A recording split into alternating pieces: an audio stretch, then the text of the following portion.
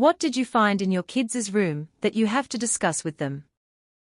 While cleaning my 7-year-old son's room last weekend, I found something I thought would melt my heart. A crayon drawing of our family.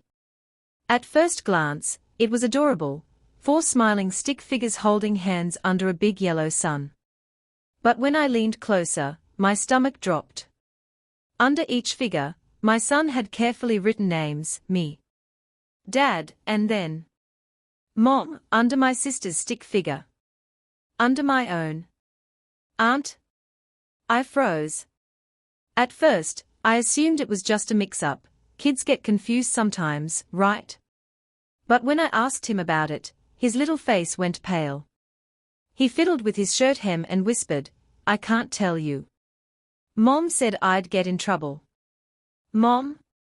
My heart started pounding. I knelt in front of him and said as gently as I could, "Sweetheart, I am your mom." He stared at me, silent, his eyes flicking to the doorway like someone might be listening. Then he muttered, "No, she said you're just my aunt. She's my real mom." A cold, heavy dread settled over me. Over the past months, since my sister had lost her only child, I'd let my son spend weekends at her place, thinking it might help her cope. I never imagined she'd use that time to rewrite reality. When I confronted her, she didn't even deny it, just smiled in this strange, glassy-eyed way and said, "He's mine now. He belongs with me." That night, I told my son he would never go back to her house again. 3 days later, I got a phone call. My sister had been found at Target, holding the hand of a boy she didn't know, leading him toward the exit. She'd whispered to him, "Come on, we are going home," before the boy's real mother screamed. Security dragged her away as she thrashed and wailed that her child was being stolen.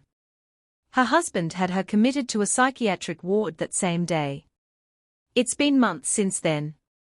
My son still sometimes wakes up crying, saying he dreamt I was gone and my sister was tucking him into bed. I keep telling him, over and over, that I'm his real mom.